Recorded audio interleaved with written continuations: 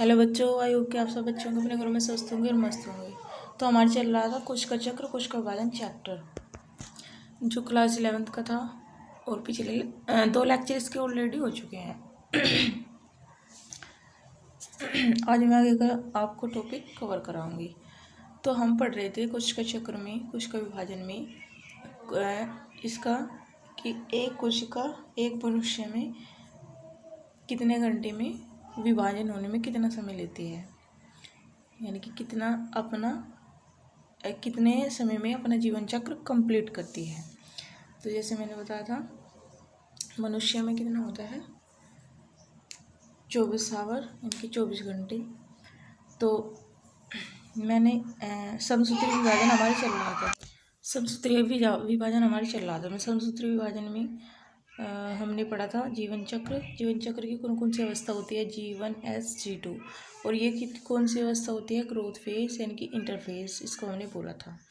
यहाँ एक कोशिका होती है, फिर ये कोशिका क्या करती है, बड़ी होती है। फिर क्या होता है, इसमें केंद्रक विभाजन होता है।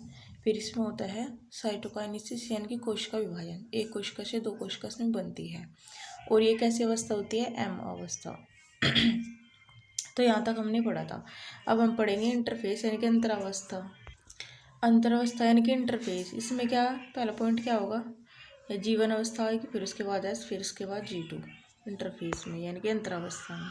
उसके बाद जो दूसरी होगी जो जीवन अवस्था होती है, ये क्या होती है, सबसे लंबी अवस्था होती है। यानी कि अगर हम बात करें जीवन अवस्था की, जीवन अवस्था में 22-23 घंटे क्या होते हैं, ये समय लेती है। 22-23 घंटे इसमें जीवन अवस्था में रहते हैं, यानी कि जीवन अवस्था 22-23 घंटे में कंप्लीट होगी। उसके बाद 1-2 घंटे ये लेगी और 2-3 घंटे G2 लेती है। उसके बाद जो सक्रिय अवस्था उपाच्य रूप से सक्रिय होगी, तो वो कौन सी अवस्था होगी, यही अवस्था होगी जहाँ पर क्या होती है, सारी क्रियाएं होंगी इसमें, यानी कि कुछ बनता है कुछ टूटता है। तो सक्रिय उपाच्य क्रिया कौन सी होगी,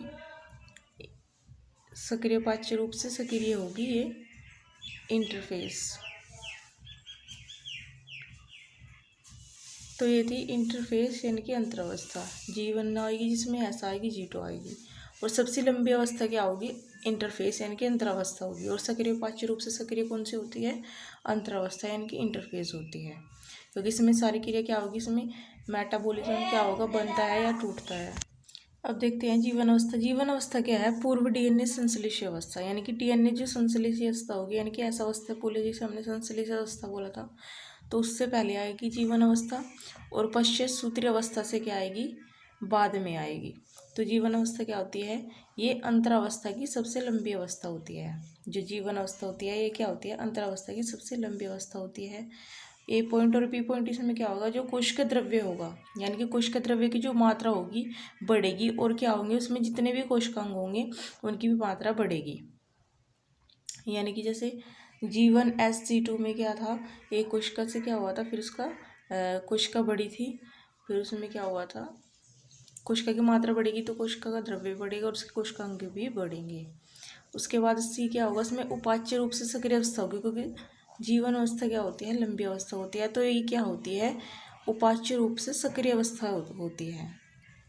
क्योंकि जो क्रिया होंगी इसमें, जीवन अवस्था लंबी अवस्था है तो उसमें क्रिया क्या होंगी, यानी कि क्रियाएं क्या होगी इसमें होंगी।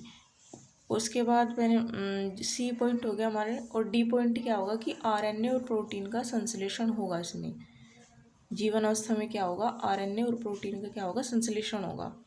लेकिन DNA का संश्लेषण इसमें नहीं होगा। तो ये ध्यान रखना कि इसमें क्या किसका संश्लेषण होगा, RNA और प्रोटीन का संश्लेषण होगा। उसके बाद बात करते हैं S अवस्था संश्लेषी अवस्था, यानी कि S का मतलब क्या है, सिंथेसिस, जो सिंथेसिस वर्ड से आया हुआ है। तो उसमें क्या होगा, DNA का संश्लेषण होगा, यानी कि रेप्लिकेशन होगा, अनुलीरीकरण होगा और प्रतिकृतिकरण होगा। तो ऐसा अवस्था में क्या होता है, DNA का रेप्लिकेशन होता है। पिछले लेक्चर में भी मैंने बताया था कि एस वर्ड ही किससे आया, सिंथेसिस से आया। और उसमें क्या होगा, DNA का संश्लेषण होगा, इनकी रेप्लिकेशन होगा। उसके बाद दूसरा पॉइंट क्या होगा, हिस्टोन प्रोटीन का भी इसमें संश्लेषण होगा। DNA का संश्लेषण तो होगा ही होगा, लेकिन क्या होगा, दूसरे नंबर पर हिस्टोन प्रोटीन जो होगी उसका भी संश्लेषण होगा। और जो तारक केंद्र होगा, तीसरा पॉइंट है जो तारक केंद्र होगा सेंट्रोल होगा, उसका भी क्या होगा, निर्माण होगा। तारक केंद्र क्या होगा, जो तारक काय होते हैं, तारक केंद्र में मिलकर क्या बनाते हैं, तारक काय बनाते हैं। तो ये मैंने आपको कोशिका चैप्टर में बताया था, कोशिका जीवन की इकाई में, इसके डिटेल से मैंने अच्छे से इससे समझा रखा है तारक केंद्र के बारे में। तो अगर आपने पिछले लेक्चर नहीं देखा है तो वहाँ पर जाकर उसे देख लेना और अच्छे से आपको समझ में आएगा। तारक केंद्र के बारे में अच्छे से मैंने इसको कवर किया है और समझाया है डिटेल में। तो तारक केंद्र क्या है, सेंट्रोल क्या है, इसका भी निर्माण इसमें होगा। तो एस अवस्था की संश्लेष अवस्था में 3 पॉइंट मैंने आपको बताए। उसके बाद आएगी हमारी G2 अवस्था। तो G2 अवस्था जो होगी उसे पश्च DNA अवस्था संश्लेषी कहेंगे, क्योंकि पश्च DNA अवस्था संश्लेषी। पश्च DNA क्यों कहा, क्योंकि जो एस अवस्था थी उसके बाद में आएगी। और जो सूत्रीय अवस्था है, यानी कि जो M अवस्था है उस सूत्रीय अवस्था बोलते हैं, समसूत्रीय अवस्था बोलते हैं। तो पूर्वी सूत्रीय अवस्था की क्या आएगी, DNA अवस्था से तो बाद में आएगी, पश्चिम मैंने बाद में, और पूर्वी मैंने सूत्रीय अवस्था से क्या आएगी, पहले आएगी। तो G2 अवस्था को पश्चिम DNA अवस्था संश्लेष अवस्था बोलते हैं, और पूर्वी सूत्रीय अवस्था भी से बोलते हैं। ये इसके अलग अलग नाम हैं। अब हम बात करते हैं कि इसमें होगा क्या। तो कुछ विशेष प्रकार के प्रोटीन का निर्माण होगा जो विभाजन में सहायता करते हैं। तो इसमें क्या होगा, कुछ विशेष प्रकार के प्रोटीन का क्या होगा, निर्माण होगा, जो विभाजन में क्या करेंगे, कोशिका विभाजन में सहायता करेंगे। तो ये इसका एक मुख्य कार्य होगा कि इसमें क्या होगा, प्रोटीन का निर्माण होगा और विभाजन होगा। इसमें कुछ विशेष प्रकार के क्या होंगे, प्रोटीन का निर्माण होगा और विभाजन में सहायता करेगा। बस ये NCERT में तो नहीं दिया हुआ है, लेकिन कौन सी प्रोटीन होती है, ट्यूबुलिन प्रोटीन होती है, जो क्या करती है, कोशिका विभाजन में सहायता करती है।